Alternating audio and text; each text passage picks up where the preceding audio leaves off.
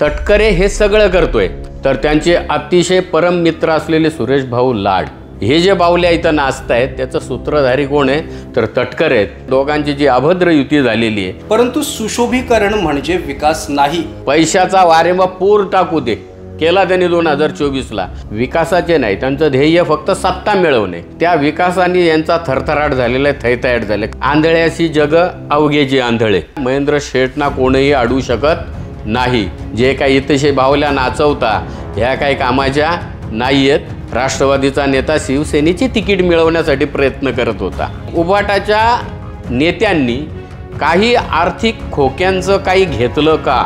त्याच्यामुळे आम्हाला अशा ह्या अभद्र युतींचा आणि तटकऱ्यांचा भीती काय आणि कुठल्या खिसगणतीत पण या मतदारसंघामध्ये आम्ही पकडत नाही. असा हा पाताळ यंत्री भस्मासूर. तर परिवर्तन विकास आघाडीला जर तटकरे साहेबांचा आशीर्वाद असेल ते का आपल्या गळ्याला हड्डी आता काय महेंद्र शेठ अडकतोय. त्या तटकरेंनी केलंय हे भस्मासुराच्या भूमिकेमध्ये जाऊन. तर त्याचा धोका आमदार महेंद्र थोरवे यांना कितपत आहे? आता पालकमंत्री मिळत नाही तर त्यासाठी अडथळा कोणाचा आहे तर महेंद्र शेठ थोरवेंचा आहे. बुद्धीच त्यांची जर बालिश आहे. तटकरे तुम्हाला महेंद्र थोरवे कधीही आटपणार नाहीत.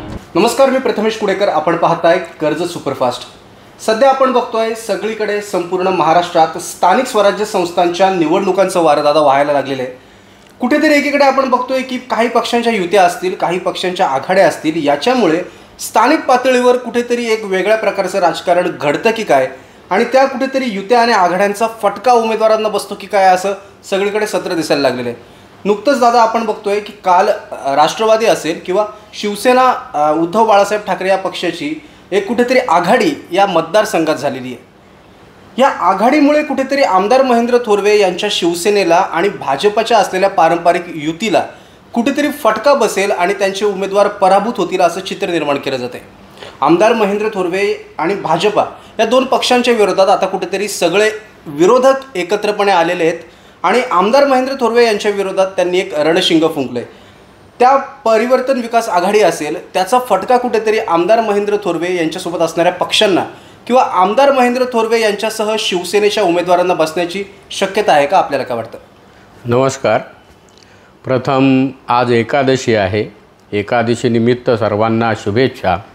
आणि तुळशी विवाह आणि देवदिवाळी आता 2 दिवसांनी येणार आहे, त्याच्यासुद्धा सर्व नागरिकांना मी शुभेच्छा देतो. आणि आपण विचारलेल्या प्रश्नाला मी उत्तर देतो की या मतदारसंघाचं जर राजकारण पाहिलं तर ते एक वेगळ्या दिशेने जाणारं दिसतं आहे.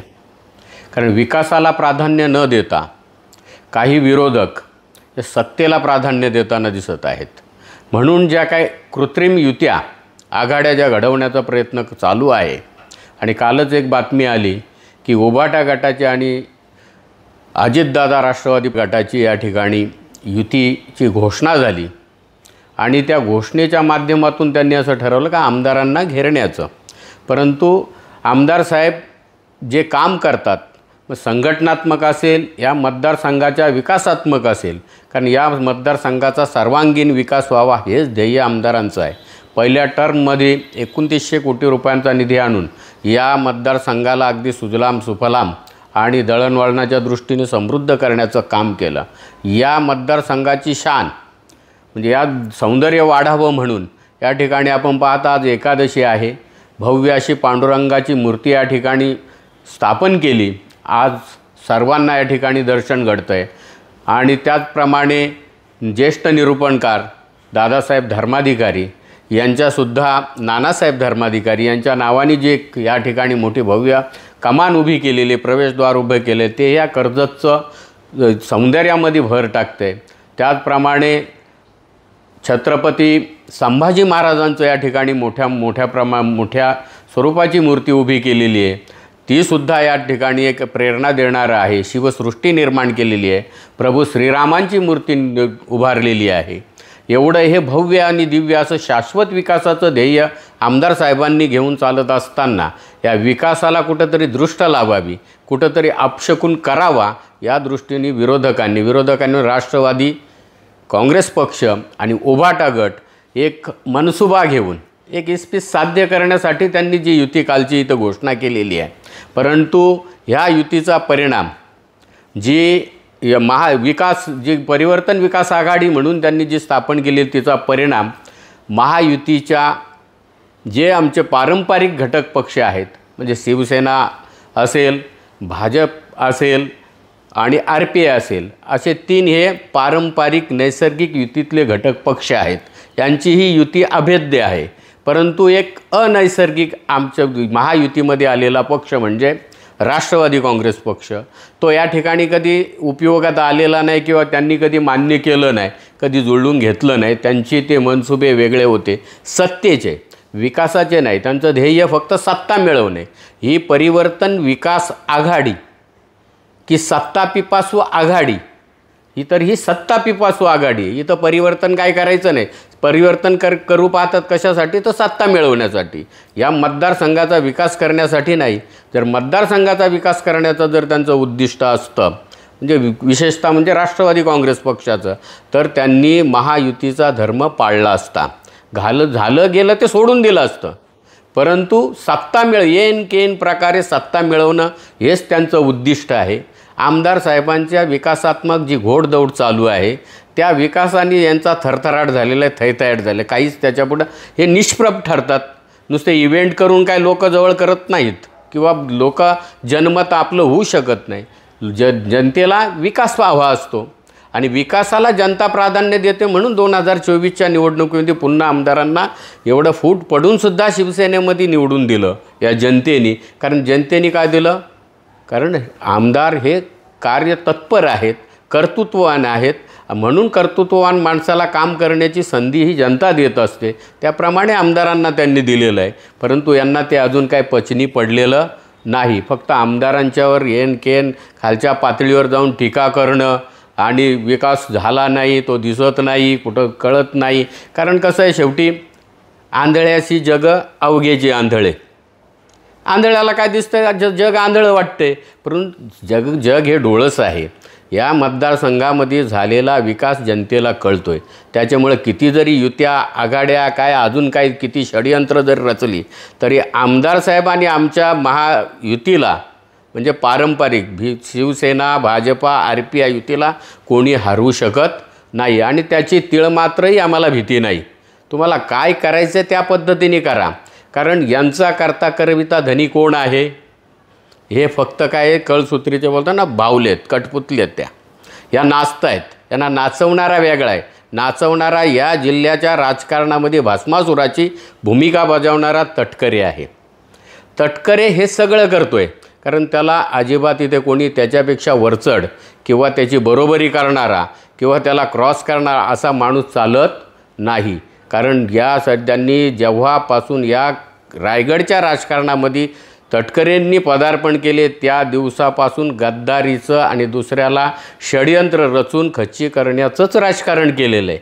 अगदी अंतुले साहेबांचं बोट धरून राजकारणात आलेले तटकरे अंतुले साहेबांच्या पाठीत खंजीर खुपसून आणि बाहेर पडले.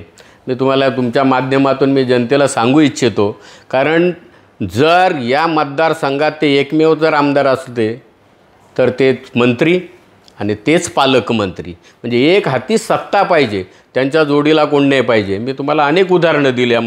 रायगड जिल्ह्यातली महाडचे माणिकराव जगताप, त्यांचं राजकारण संपवण्याचं काम तटकरेंनी केलं. त्याच्यानंतर रवी पाटलांनासुद्धा एक वेळा मंत्री असूनसुद्धा घरी बसावं लागलं. त्यांच्या विरोधात भावाला उभं केलं. त्यांना खच्ची करण्याचं काम त्यावेळेला त्यांनी केलं.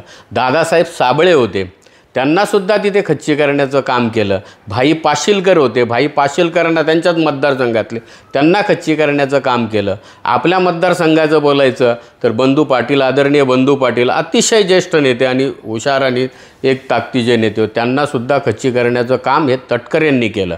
खोपोलीमध्ये जर आपण गेलं तर उल्हासराव देशमुख, आम्ही साक्षीदार आहोत, त्यांनासुद्धा खच्ची करण्याचं काम तटकरेंनी केलं. आणि सर्वात मोठं पातक केलं असेल तर त्यांचे अतिशय परम मित्र असलेले सुरेश भाऊ लाड, आम्ही जवळून पाहिलेले त्यांचे संबंध किती होते.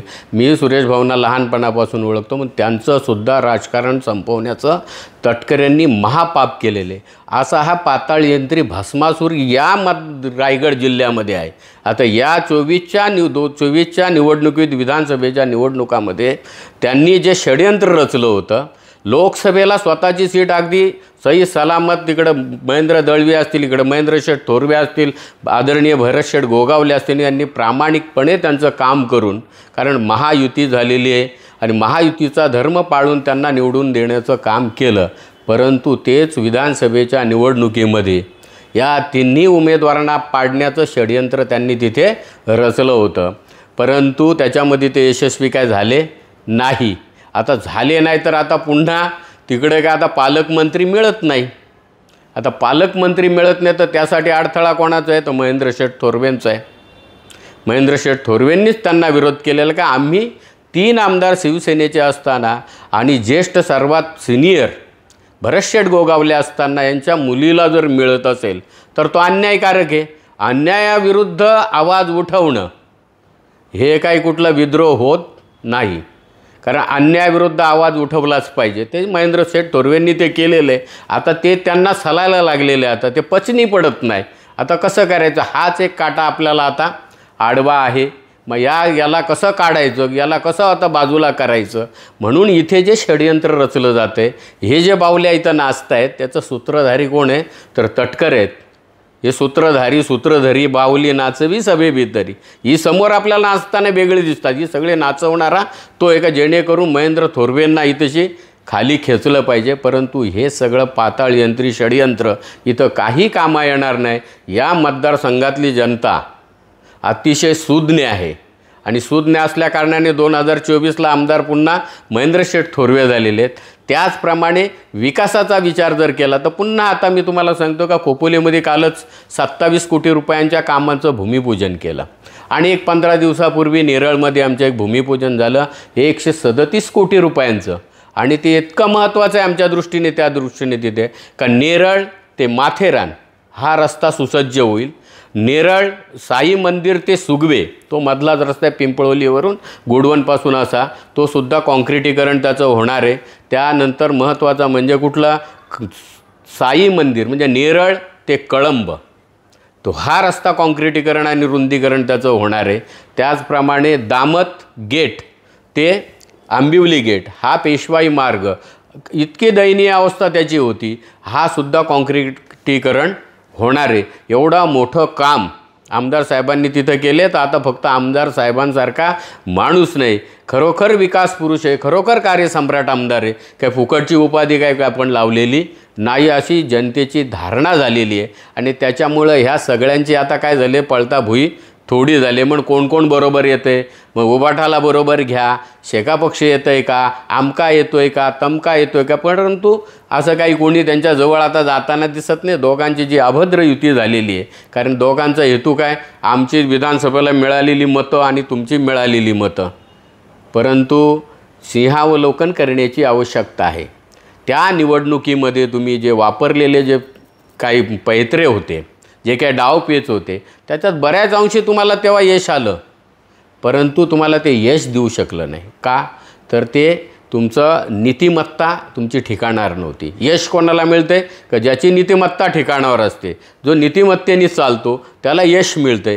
हे अभद्र इकडनं ह्या पक्षाची, ह्या समाजाची, ते समाजाचं राजकारण, विद्रोहाचं राजकारण, फोडाफोडीचं राजकारण, पैशाचं राजकारण, हे सगळं करून चालत नाही. अगदी विकासाच्या मुद्द्यावर जनतेसमोर जावं लागतं. आणि आमदार साहेब विकासाच्या मुद्द्यावर, आता या निवडणुका जिल्हा परिषद पंचायत समितींच्या निवडणुका असतील, नगरपालिकेच्या निवडणुका असतील, ज्या नगरपंचायतची निवडणूक असेल, ग्रामपंचायतच्या, आम्ही विकासाच्या मुद्द्यावरच लढवणार आहोत. आणि जे जे उमेदवार जनतेशी जोडलेले आहेत, जनतेशी संपर्कात आहेत, उगा सफेद कपडे घालून मिरवणारे नाहीत, असे प्रत्यक्ष लोकांच्यात मिसळणारे, सुखदुःखात जाणारे असे उमेदवार आम्ही देणार आहोत. त्याच्यामुळं आम्हाला यांच्या युतीची, आघाडीची, यांच्या पैशाची, यांच्या षडयंत्राची भीती अजिबात नाही. आमच्या पारंपरिक युतीवर यांच्या या अभद्र युतीचा काडी मात्रही परिणाम होणार नाही, अशी मी शाश्वतीने आणि बिनधोकपणे तुम्हाला सांगतो का कुठली शंका आमच्या मनात नाही. या मतदारसंघामध्ये जे विजय ज्या वेळेला निवडणुकीचा निर्णय येईल त्यावेळेला जी पारंपरिक शिवसेना, भाजप, RPI युती आहे, आणि जरी अजून कोण घटक पक्ष आला तर तोसुद्धा विजयाचा शिल्पकार ठरेल, यामध्ये आम्हाला तिळमात्र शंका नाही. त्याच्यामुळे यांच्या युतीची भीती आम्हाला अजिबात नाही, भीती त्यांच्या मनामध्ये आहे का आता आमदार साहेब आणि यांची युती होणार आहे, ही काय आपल्याला ऐकणार नाही, म्हणून हे सगळं यांचं षडयंत्र चालू आहे. दादा, मी पुन्हा आमदार महेंद्र थोरवे यांनी केलेल्या विकासाच्या एका मुद्द्यावर येतोय की बऱ्याचदा म्हटलं जातं, ज्याप्रमाणे आपण सांगितलं की 52 फुटी पांडुरंगाची एक सुंदर मूर्ती या ठिकाणी उभी केलेली आहे. कर्जतला पर्यटनाचा दर्जा देण्याचं किंवा इथला पर्यटनाचा दर्जा उंचावण्याचं काम आमदार महेंद्र थोरवे यांनी केलेलं आहे. महाराष्ट्र भूषण तीर्थरूप नानासाहेब धर्माधिकारी असतील, ते प्रवेशद्वार कमान त्या ठिकाणी उभी केलेली आहे. शिवसृष्टी असेल, छत्रपती संभाजी महाराज स्मारक असेल किंवा राममूर्ती असेल, एक सुंदर पर्यटन स्थळं या ठिकाणी निर्माण केलेली आहेत. परंतु सुशोभीकरण म्हणजे विकास नाही असं म्हणत विरोधक वारंवार टीका करतायत. तर कुठेतरी शिवसैनिक अनेकदा या विरोधकांना कुठेही उत्तर देताना दिसत नाही, असं का? बघा कसं आहे, ज्याची दृष्टी जसं असेल तसं त्याला दिसतंय. मी काय म्हणतो, आंधळ्याशी जगणं अवघ्याची आंधळे, बरोबर आहे. कावीळ झालेल्या माणसाला जग सगळं पिवळं दिसतंय.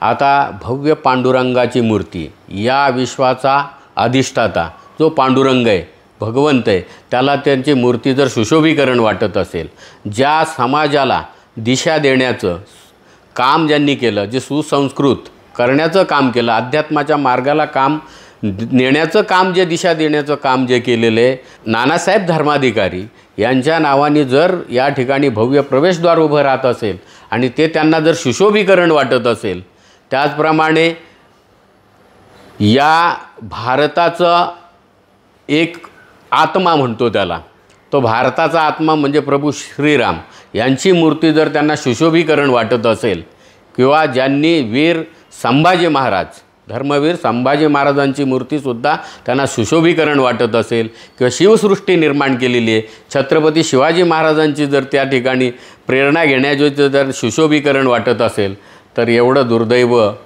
विचारांचं दुसरं कुठलं नसेल. परंतु आपण विचारला प्रश्न का हे असे प्रश्न विरोधक करतात का त्यांना सुशोभीकरण वाटते आणि शिवसेनेच्या पक्षाचे नेते काही त्यांना उत्तर देत नाही. तर उत्तर कशाने द्यायचं, तर टीकेला उत्तर टीकेने नाही, कारण हे त्यांचं एक विचारांचं दारिद्र्य मी म्हणेल का त्याला ते सुशोभीकरण म्हणतात.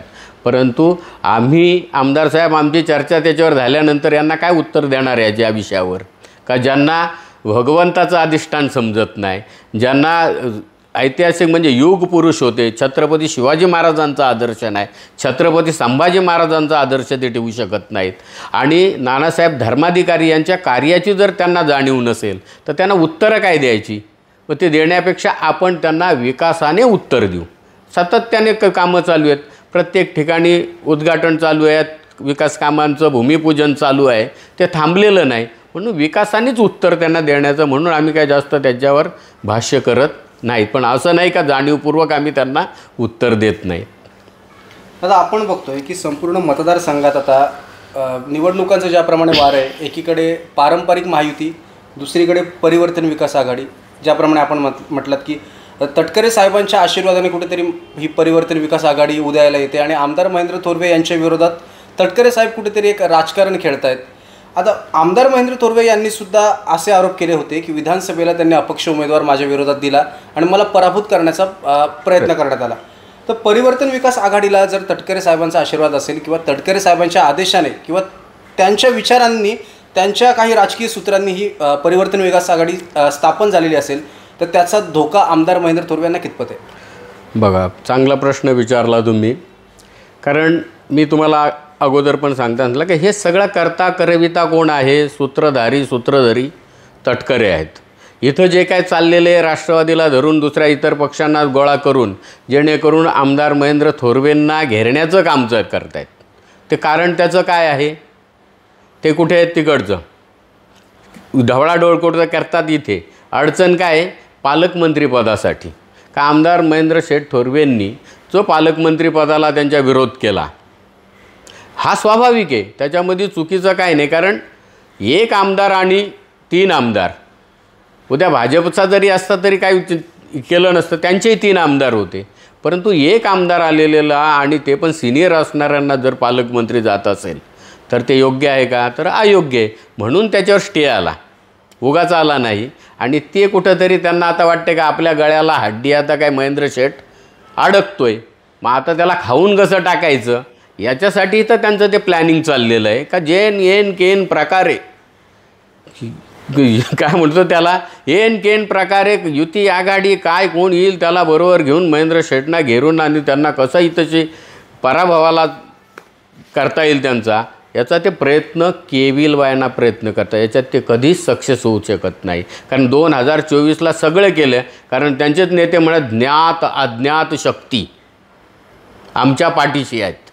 आता ज्ञात कुठले होते त्याही माहिती आहेत ना, अज्ञात कुठली होती तीही माहिती आहे. ते काय लपून राहण्यासारखं नाही. त्यांनी ते 2024च्या विधानसभेच्या निवडणुकीत केलं होतं. त्याचं कारण होतं महेंद्र शेट इकडं पडले पाहिजेत, भरत शेट तिकडं पडले पाहिजेत, इकडं महेंद्र दळवी पडले पाहिजेत. म्हणजे मी एकमेव आमदार आलो की मी इकडं कॅबिनेट मंत्री होणार, माझी मुलगी आणि पालकमंत्री होणार, मग कोणाची अडचण राहणार नाही. हे एक त्याचं एक षडयंत्र जे तटकरेंचं आहे ते कायम राहिलेलं आहे. मी तुम्हाला मागचं सगळे उदाहरणं दाखवली की या जिल्ह्याच्या कैक नेत्यांचं राजकारण संपवण्याचं काम या तटकरेंनी केलं आहे, हे भस्मासुराच्या भूमिकेमध्ये जाऊन. परंतु एक दिवस इथे तर काही फरक पडणार नाही. मी सांगतो तुम्हाला, त्यांनी कितीही आघाड्या करू दे, किती पैशाचा वारेंबा पूर टाकू दे, केला त्यांनी 2024ला, तरी त्याचा काय त्याच्यामध्ये फलित काय झालं नाही. म्हणून तो केविलवाना प्रयत्न पुन्हा त्यांचा जो चालू आहे तो चालू द्या. महेंद्र शेटना कोणीही अडवू शकत नाही. आम्ही जवळून महेंद्र शेटचं राजकारण बघतो. प्रत्येक माणसाला सन्मान देण्याचं काम करतो. प्रत्येक माणसाची समस्या ऐकून आणि ते सोडवण्याचा प्रयत्न नाही तर सोडवून टाकतात. ही जी ताकद त्यांच्याकडे ना, विकासात्मक तर बोलण्याची काय जास्त वेळ परत तेच सांगण्याची आवश्यकता नाही. का एवढं बुलंद नेतृत्व आहे का तटकरे तुम्हाला महेंद्र थोरवे कधीही आटपणार नाहीत. तुमच्या भस्मासुराची भूमिका तुम्ही थांबवा, अन्यथा तुम्हीच तुमच्या डोक्यावर हात ठेवून भस्म झाल्याशिवाय राहणार नाहीत. मी पण तुमचं 92पासूनचं राजकारण आजपर्यंत बघतो. माझी पण काही कमी वर्ष गेली नाही राजकारणात, गेली 38 वर्ष सक्रिय राजकारणात आहे आणि मी काँग्रेसपासून राष्ट्रवादीपासून सगळं बघतो आहे. तर तुम्ही स्वतःला सावरा. जे काय तुम्ही षडयंत्र इतर असता, जे काय इथेशे भावल्या नाचवता, ह्या काही कामाच्या नाही आहेत. तुमचंच तिथेशी सगळं नुकसान होणार आहे.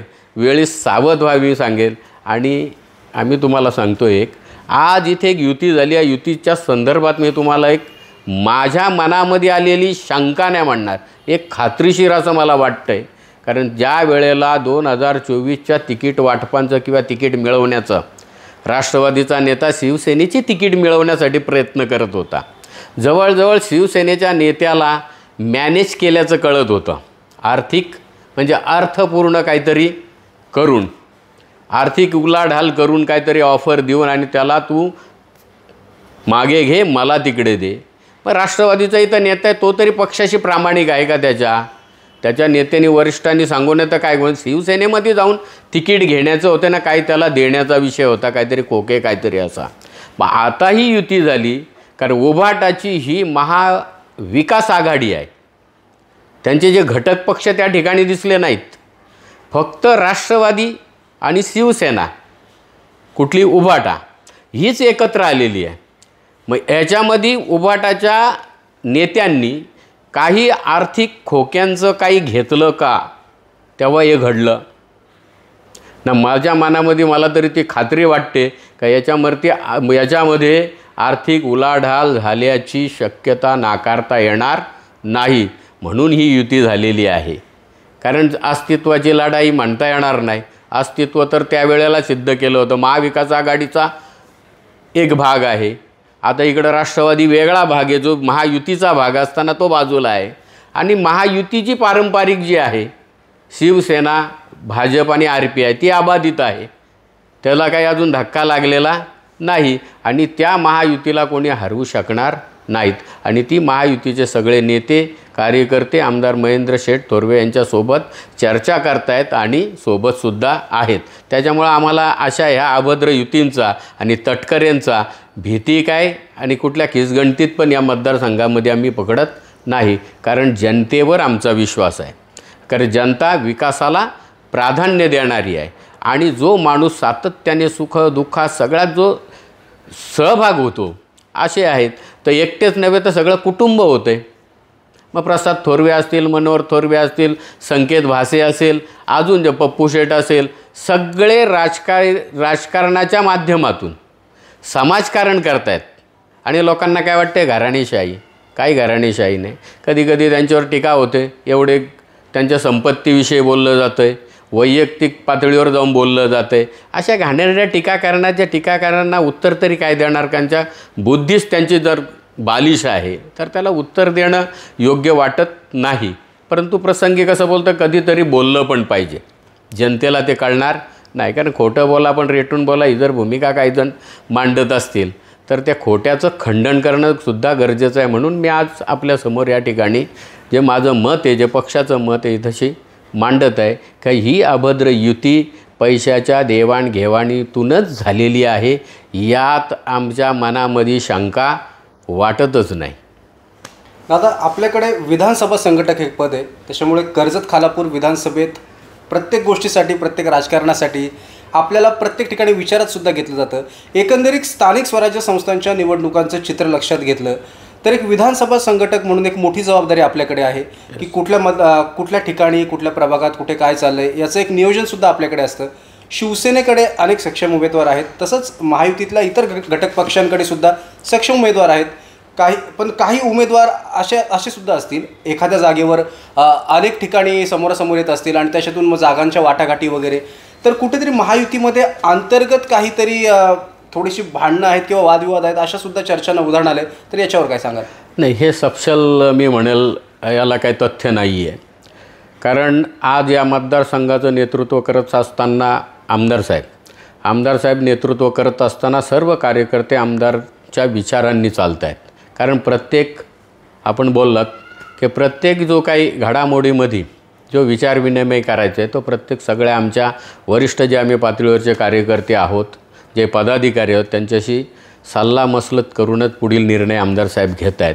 आणि पक्षामध्ये असा कोणीही अग्रेसिव्ह नाही का इथे मला नाही मिळालं तर असं होईल, मी तसं करील किंवा असं काही नाही. ह्या सगळ्या विरोधकांच्या वावड्या आहेत, या अफवा आहेत. कारण ते अफवेवरच त्यांचं राजकारण आहे, बाकी विकास नाही किंवा काही जडंग. आता जर पाहिलं तर संपूर्ण या मतदारसंघात प्रत्येक ठिकाणी पंचायत समिती, जिल्हा परिषद असतील, नगर परिषद असतील, तर सर्व ठिकाणी आमचे उमेदवार तयार आहेत. एकही जागा अशी नाही ना, ते सक्षम उमेदवार आहेत. सक्षम कशाच्या दृष्टीने की बाबा लोकांशी संपर्कात असलेले, लोकांना आवडणारे, जनमानसामध्ये ते मिसळणारे असे उमेदवार आमच्याकडं आहेत. त्याच्यामुळं आम्हाला त्याचा काही ही जी अफवा आहे का कोणी नाराज आहे की इथे मला पाहिजे का तिथे मला पाहिजे असं नाही. किंवा असू शकते एकापेक्षा दुसरा उमेदवार मागू शकतो, जो संघटनेमध्ये प्रत्येकाला इच्छुक राहण्याचा अधिकार आहे. परंतु इथं कसं आहे, मला दिलं तर ठीक, नाही दिलं तरी मी सोबत आहे, बाकी काही कुठला वाद नाही. अशा प्रकारचे प्रत्येक उमेदवारांशी जी चाचपणी आम्ही केलेली आहे, त्यांच्याशी चर्चेमध्ये अशा स्थितीचं चांगलं वातावरण. आज आमदार साहेबांच्या बाबतीत कोणाची नाराजी नाही, सगळे खुश आहेत त्यांच्या कामावर आणि तो निर्णय घेतील. शेवटी कसं आता युती होईल, BJP बरोबर आहे, त्याच्यानंतर RPI आहे, त्याच्यानंतर अन्य घटक पक्ष या मतदारसंघातले कोणी येतील इकडे.